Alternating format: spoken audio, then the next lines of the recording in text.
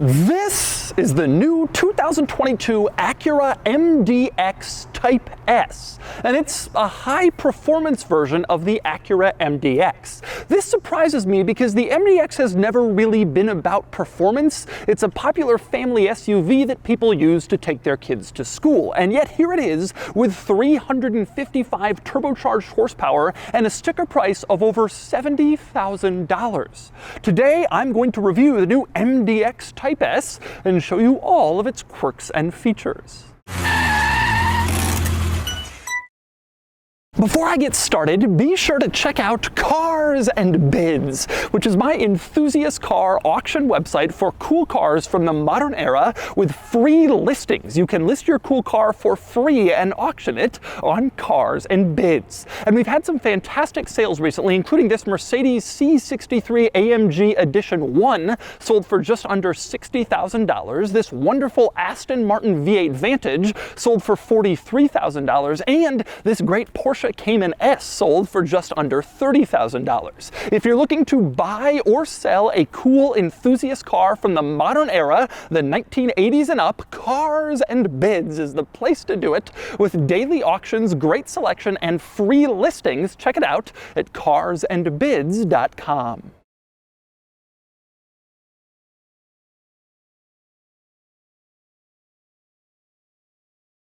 Alright, time for the quirks and features of the Acura MDX Type S. And I'm going to start with maybe the most important part of the Type S, and that would be the power. The MDX is completely new for the 2022 model year, totally redesigned. But while the regular base model MDX uses a 290 horsepower V6, this uses a 355 horsepower turbo V6. It's actually a different engine. This is the same powertrain in the Acura TLX Type S, and now it's placed in here, and it makes 355 horses. Now, I gotta say, that is big power by Acura standards. Standard MDX is at 290, this is 355. It's a pretty healthy boost, but by other performance luxury SUV standards, well, let's just put it this way. The base model BMW X5 starts at 335 horsepower, and this is 355 in the high performance model. So this is what I would call Acura high performance, but not necessarily regular general high performance. As for acceleration, 0 to 60 is in the mid 5-second range, which is decent, but again, not exactly scorching. And it really underscores Acura's conservative philosophy and mentality, which is kind of incremental change and improvement. In a world where Tesla has a sedan doing 0 to 60 in 2 seconds, this thing gets just a little bit faster with its performance model. Very conservative, very traditional, and not very daring. But with that in mind, it's important to point out that it's not just extra power that makes this MDS into a high-performance Type S model. There are also other upgrades. One is the 21-inch wheels, larger, cooler, they look better, like you'd expect on a performance model. Then under those 21-inch wheels, you will find Brembo brakes. Performance cars have bigger brakes. Brembo is a brand of performance, and so the MDX Type S has Brembos. Now, also, all Type S models come standard with all-wheel drive, which theoretically should help with handling, and there's another rather impressive benefit to the Type S, and that is it comes with adaptive air suspension. That's a feature that true high-performance cars have had for a while now, and adding it to this does give it some performance credibility. When you shift into Sport Plus mode in the MDX Type S, it actually lowers itself by more than ½ an inch, getting closer to the ground for better handling. And Sport Plus mode has some other benefits too. It gives you a higher idle, so the throttle can be more responsive for better, quicker acceleration. It also pipes more engine note into the interior, so you get that sporty sound while you're driving along, and it opens up a valve in the exhaust that gives you a better exhaust sound. Let's take a listen to the exhaust in Sport Plus mode.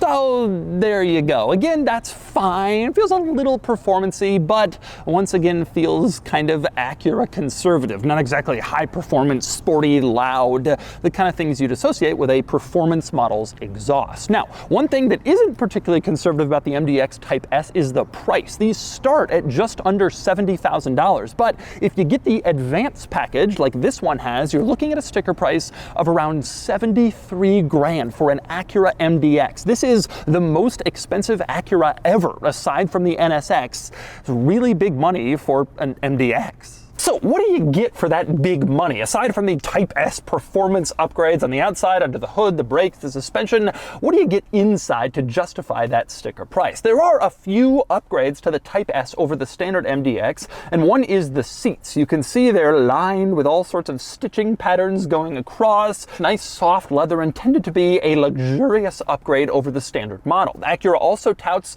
the open pore wood. You have this sort of flat matte wood that feels good and looks good, better than glossy wood like some cars have, although it's worth noting you don't have much of it. I just showed you the door panel. There's also a little bit on the dashboard, but only a small little piece, and that's pretty much it for the wood, but it is a nice look. Now, with the advanced package, you also get a 25 speaker stereo system, which is pretty intense and rather luxurious, and you get massaging seats. You press this little button in the center control stack, and that turns on your massage, and then you can select from various different types of massage in the infotainment system. It does give a more luxurious premium feel in here. But I will say, with all that said, this doesn't seem like a tremendously luxurious interior. In fact, it seems again like kind of conservative Acura. This looks like the interior that you would expect to find in an Acura. A nicer version of it, sure. You have a flat bottom steering wheel that says Type S. That's kind of cool. You got nicer trim with the wood, but generally speaking,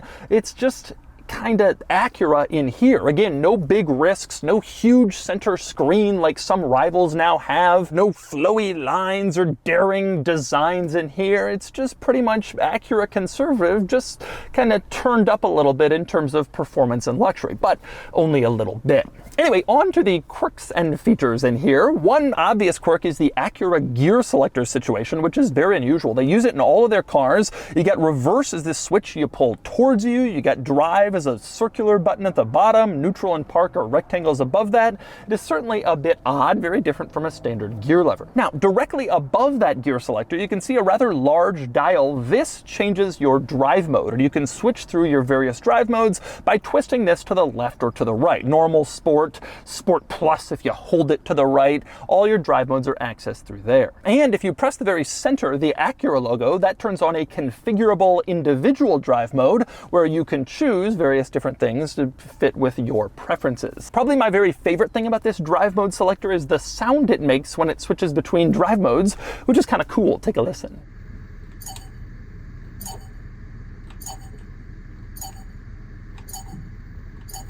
But anyway, next up, I want to hit on a major drawback in this interior, and that would be the infotainment system. Although more specifically, just controlling the infotainment system. This is not a touchscreen like it is in basically every other car. Instead, you control it with this little pad in the center console. And essentially, you have to tap your finger on the pad exactly where you'd be tapping it on the screen, and that location on the pad corresponds to the screen. And as you can imagine, it's not really ideal. It's kind of an annoying middleman where you're tapping a pad instead of just putting your finger directly on an icon on a screen, which more people are used to. Now, frankly, I've been driving this around for a few days now, and you get used to it to an extent, you know, where to put your finger. You kind of get better and better at it, but it still adds an unnecessary extra layer of complication to adjusting the infotainment screen, especially compared to virtually all rivals, which have now gone touchscreen. And our devices, phones, iPads, etc., are all touchscreens. People are used to that. That's what they expect,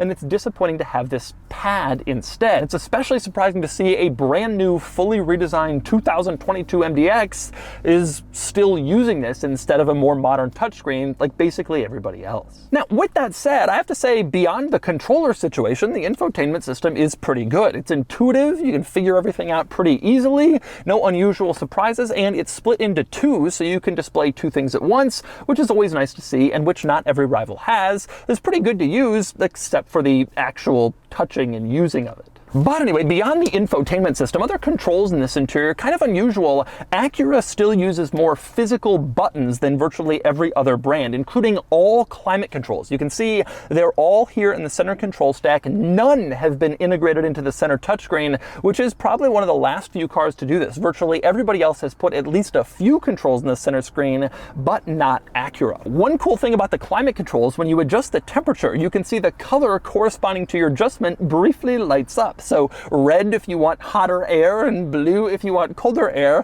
which is kind of cool to see. They definitely didn't have to do that, but it's a nice little addition to the interior. Kind of a quirky quirk, especially for relatively conservative Acura. Also an interesting quirky quirk in here is the charge port situation, which is under this panel. You push on this panel, it pops open and reveals the charge ports, which means they're hidden until you open it. Kind of interesting, haven't really seen that before, but that's how it goes in here. Now, the other interesting charging situation is in the center. You can see a giant wireless charging tray. That's not all that unusual, but the strange part is this big panel above it that sort of juts out over the charging tray. You might be wondering, what exactly is that? And I suspect it serves two purposes. One is to keep your phone from bouncing around and bouncing off the charging tray while you drive, but more importantly, that's where you're supposed to rest your wrist while you're controlling the infotainment system. You stick your wrist on that pad and then use the controls directly ahead of that with your fingers, and so that strange jutting out panel also has that purpose in the center console. Now, one other item worth mentioning in this interior is the heads-up display, which is projected onto the windshield in front of you. I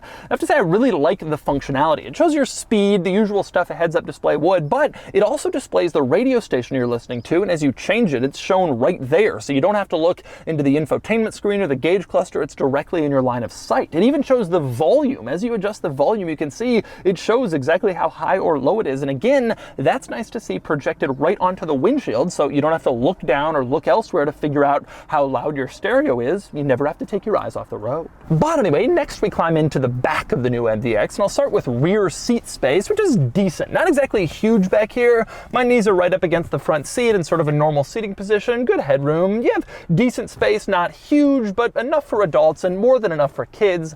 They'll be just fine back here. You also have some nice amenities, especially in this top-of-the-line model. You got a rear seat climate zone back here, so you can adjust the temperature and the fan speed in back, which is nice. You can also turn on heated rear seats, which is a nice luxury touch to have. And of course, you have climate vents. More importantly, though, below that, you have various different types of charge ports, which is very nice. USB-A, you can see, and a cigarette lighter style outlet, and a household style outlet, so you can charge pretty much whatever device you want to back here. Nice to have in the back seat for device charging. Now, one cool thing offered by the new MDX is a removable center seat, which parents will be very interested in. In most SUVs, you have to decide whether you want a bench seat in the second row or individual seats in the second row. You got to choose between the two. Well, here, you don't have to make that choice. You can get this bench seat and then you can pull out the center seat if you want to, if you'd prefer to have second row individual seats. The benefits of this are obvious. You can have the individual seats if you want to make third row access easier or keep your kids separated, but you can also stick the bench seat back in place if you need the seats. So this offers both a bench and captain's chairs in back, which is pretty nice to have. Now, if you have this center seat in place, getting into the third row is actually still pretty easy. There's a little button on the side of the second row seat. You press that and the seat automatically folds itself forward out of the way and creates a pathway into the third row. There's no multiple steps, there's no multiple latches. Push one button and it's gone. And the third row passengers have the very same button, but on the back of the second row. So they too can just press that button and the seat folds forward and out of the way and they can easily climb right out. Incredibly easy third row access, underscoring that this is really more of a well thought out family vehicle than any form of performance SUV, no matter how much Type S branding they give it. Now, as for the third row, you can see it's pretty tight back there, but it is back there, which adds some practicality and makes this car just a little bit more desirable for people who don't need a third row all the time, but maybe occasionally or for smaller people. And next we move on to the cargo area. You can get access like every other car with a power operating tailgate. You open it up and you can see a little bit of cargo space back behind the third row, actually fairly decent cargo space, and there's more under the floor. You can lift up the floor and you can see a little extra cargo space back here if you want to store stuff and keep all three rows in place. But if you're looking for even more cargo space, you can easily get that back here by folding the third row. Now, you don't have a button you can press to automatically fold down the third row. Instead, it's a little latch, but it's very easy. You pull the latch, push the seat down, and it's down. And maybe easier than pushing the button, and it's certainly faster. You do that over on the other side as well. And when you want to bring the third row back up, just pull the latch again and the seat comes right back up. It's a very, very simple process to get the third row up and down. It makes life easy if you want to add cargo space or get the seats back in place. Now, one rather interesting feature in the cargo area back here, there's a button button you can press to close the tailgate, like basically every other car. You push it, the tailgate closes, nothing unusual about that. But there's also a button on the inside of the cargo area that has sort of a similar function, but a quirkier one. It has an image of the tailgate with an arrow and then a person walking away.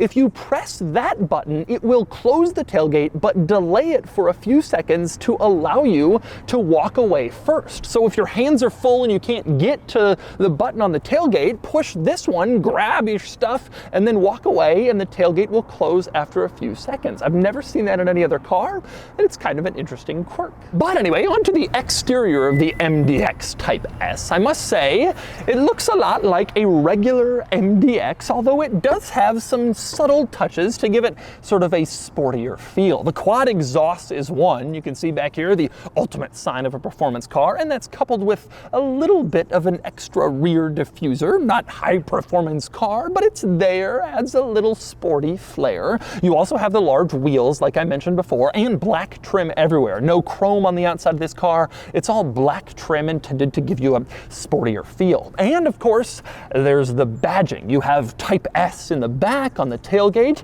You also have Type S on the front fenders on both sides, and Type S in the grille to let everybody know you got the performance one. Speaking of the grille, by the way, I kind of like the design of that. You have the giant Acura logo in the center, and the grille design almost looks like an explosion that started with the Acura logo. It's kind of a cool little touch up front. But generally speaking, the exterior of this car is a lot like the interior, and the performance is pretty conservative. It's pretty Acura. They didn't go all out, make it crazy, make it insane. They did a little bit here and there, but they kept it fairly traditional, fairly conservative. They didn't want to rock the boat. Acura never does, and that's reflected on the outside. It's certainly performance-y, but also pretty tame, like you'd expect from Acura. All right, now time to drive the new MDX Type S. And my conclusion, which I'll say right at the start because I've kind of teed you up for it throughout this video, my conclusion is kind of conservative. It's kind of staid. It's good, but not amazing. If this car existed in a vacuum, wherein it was the only luxury SUV, and suddenly there's a faster one, and it's like, wow, that's fast, then it would be great. But there are all sorts of other luxury SUVs that do fast a lot better than this. And I think this car really underscores Honda and Acura's really kind of conservative approach to the car world. You get Tesla now with a giant center screen, like 4 center screen size in one screen. And you have Hyundai with the Ioniq 5, this absolutely ridiculous design that totally goes against the grain of anything else, but they've done it and it's been successful. And you have all these automakers doing all these kind of daring and weird things, which is what the public is starting to expect from cars. They're more different now. They're becoming more unusual. As they go electric, as they start self-driving, automakers are starting to kind of do more unusual and interesting things. And Honda and Acura are just kind of not. They're just evolving slowly but surely, just like they always have. Nothing too crazy. Don't rock the boat. Now, the benefit of existing this way as a company is that it has benefited them for a long time. Honda and Acura have been very successful doing this for a while. But I'm starting to see the industry kind of shift to a little bit of a more excessive, crazier, more interesting pursuit, and Honda and Acura aren't really following. And this car is a great example. Basically, every electric car on the market now does 0 to 60 in 3 or 4 something seconds. It's incredibly fast, and you can get it without spending all that much money. But here's Acura with their new performance model, and it's 5.5 seconds. I mean, this doesn't feel like the performance car that they say it is. Now, that is relative to everything else, but let's pretend you just want an MDX, and this comes out and you're like, wow, I can get an MDX and it's kind of fun. In that sense, I think there's something to this car. If you wanted an MDX anyway, because you like the things about it, and there are many good things about it, this offers a little bit of extra like fun and excitement beyond what you get in a standard MDX. And for that reason, I could see why someone might be interested in this car if the MDX was their vehicle of choice. And again, there are a lot of good reasons why that might be the case. You got reasonably roomy interior in here without having an excessively large car, obviously good reliability that Acura and Honda is known for, decent price point, $73,000 for this is expensive, but all these vehicles are starting to get very expensive, and this isn't like that exceptionally exorbitantly expensive, even though it is relatively big money. So in that sense, I could see someone being interested in it. Hey, it gives me everything I already wanted, plus it adds a little bit of performance, and I could see the benefit there. But the simple truth is, if you really want performance from a vehicle like this, from a mid-size luxury SUV, you're gonna get an X5. You're gonna get an X3. Those cars handle better, they offer more excitement, they offer more power, and the brand name is associated more with performance, and I think that's going to drive people to do it a lot more than anything else. The F-Paces of the world, even Audi Q5 and Q7 feel more performance-y than this car in a lot of ways. Now, Honda and Acura would probably protest this and say, hey, we gave it adaptive suspension and all this stuff, but the truth is, I mean, 355 horsepower just isn't incredibly competitive. The transmission is still quiet and comforting instead of like fast and exciting. You don't have high performance tires on this car. You don't have like a serious performance vehicle here. You just have sort of a mildly performance-y vehicle for people who were kind of already interested in this and now are going to get a little extra sport. If I were considering a vehicle in this segment, I would make sure that I ended up with an X5 or with a Q7 or something like that. If I wanted sport, if I wanted that kind of excitement feeling, that's what I'd get. The benefit of the MDX is it offers a good, nice package with great reliability, but it's dull, but it's affordable. And when you start playing in other territories, if you're not going to play hard, you're not going to win. And I think that that's sort of the upshot of this car. And so that's the new 2022 Acura MDX Type S. It's kind of surprising, never really thought there'd be a performance version of the relatively conservative traditional Acura MDX, but here it is. It's no BMW M car, but it will add a little bit of excitement to the school run. Anyway, now it's time to give the MDX Type S a Doug score.